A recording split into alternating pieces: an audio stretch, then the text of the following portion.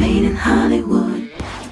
Star Wars: The Force Awakens is on track to possibly be the biggest movie of all time. And the characters from the previous films are back to pass the torch on to the next generation of Jedi, Rebels, Sith, and Stormtroopers. Hi, it's J.J. Abrams, director of Star Wars: The Force Awakens, and here's a scene from the trailer.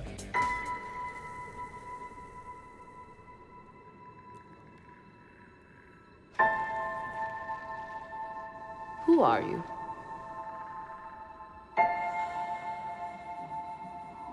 I'm no one.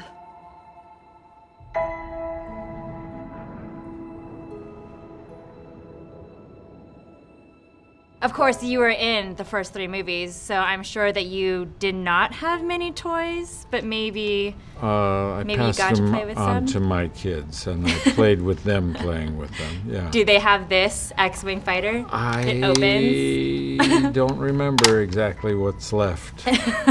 This was a toy from the 90s, from when I was a kid, and I was thinking that this could totally look like you. It could. It could. Maybe a little bit more of a shadow under here, a little bit stronger of a jaw maybe, bigger schnoz. What kind of plane does your character fly? Does he fly an X-Wing fighter? He flies an X-Wing. He does? But a slightly updated one.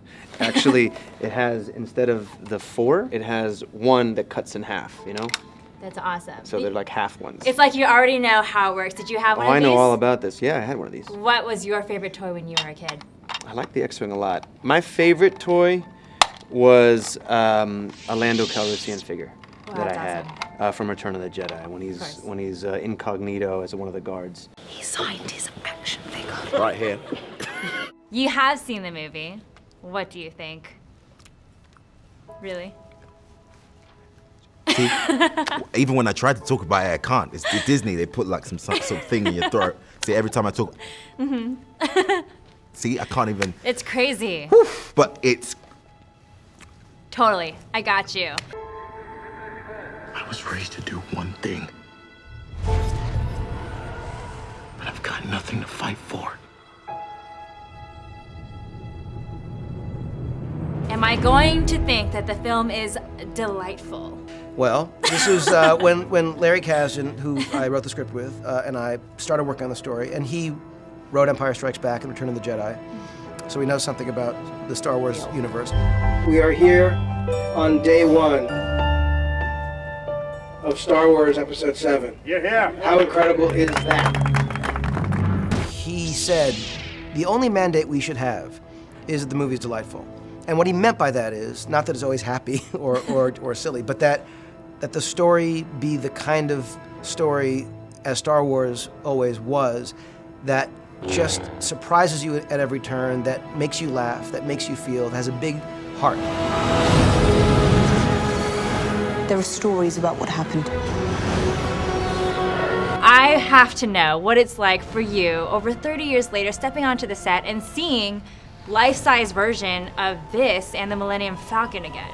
It was fun to be back. It was fun to play the character, especially since I think the script was well crafted to give me the opportunity, the character, the opportunity for some unanticipated influence over the lives of some of the other characters. Obviously, you're imagining a story, you're creating a story as you go along, but you didn't have to imagine any of the extra things. You didn't have to imagine the heat or the dirt or the sand because it was there. You didn't have to imagine the little droid next to you because the droid is there. So yeah, it was amazing. Camera, action! One of the things that made the first Star Wars films feel so authentic and so legit was that they were things that were shot often in places like Tunisia. This was all to actually film on actual film the story we were telling and not just do it against blue or green screen and put it in later. This is crazy. Just look around. Oh my gosh. Oh my gosh. It was all real. It was all in front of me, and I felt like I was on a different planet. It's true. All of it. Not bad for your first feature film. No, not bad. What happened when you found out that you were cast in this film? What was going on? JJ told me, and then we had to end the call, and then I had to go and watch the second half of a play and not tell the guy I was with. It was like a good 3 or 4 hours till I could get home and tell my mum and my sister. You might need this. I was at a cafe in Mayfair in London with JJ and Larry Freak Kasdan. out? No. No. No? No, I didn't freak out. You no. didn't yell, scream, fall to the ground, cry? We were in a public place, and JJ told me don't react. I auditioned for JJ the same week of the Oscars. I remember that. I don't remember who told me that's exactly that I had gotten the role. I just remember thinking, oh, okay. And shortly after that, I was in London. I had a very wonderful problem in that I was sort of filming Game of Thrones at the same time as Star Wars was filming. I did at some points have to entertain the possibility that this might not happen. But when I knew it was happening, it was amazing. I would have totally freaked out. The dark side. A Jedi. I'm trying to grasp all of the knowledge that I can because I've yet to see the film and I just want to know everything. I haven't already. seen it either. You haven't seen it either? I haven't seen it either. Oh just my like you. gosh. Yeah. Are we both going to see it at the same time next We are, week when together. everyone finally sees it? Together, yeah, I'm gonna pick you up. Great. Let me know and Okay. I'll be there.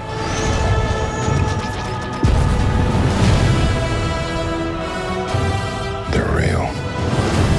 You've talked about how from the very beginning you wanted to focus on feelings. What were people feeling when they first saw that first Star Wars Episode 4? And you wanted to carry that on into this film. So what were the feelings that you actually had when you first watched it? First thing that comes to mind is awe at some of the scale and spectacle. But the most important, I think, was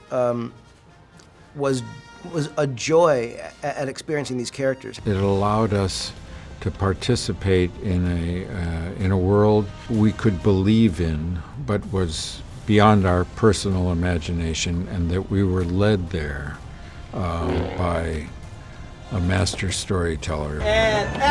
Really fun, great characters, and of course, Han Solo being my favorite, I was exposed into a new level of geekness. It also had an unbelievable sense of scope and scale, amazing adventure, great romance, some of the best music, sound effects, visual effects you've ever heard or seen.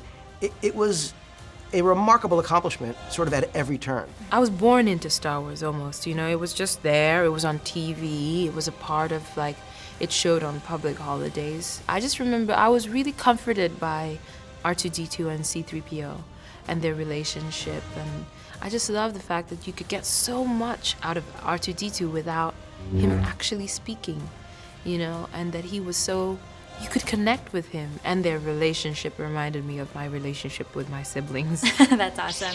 I was just enthralled by it.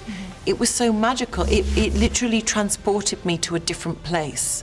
It took me into a different universe, and a universe that I wanted to be a part of. There were Wookiees, and there were robots, and robots that you fell in love with, and women with really strong personalities that wouldn't take no for an answer. The goal that we had was to take people back to a place that they've been before, but not for nostalgia, but to tell a brand new story that moved forward.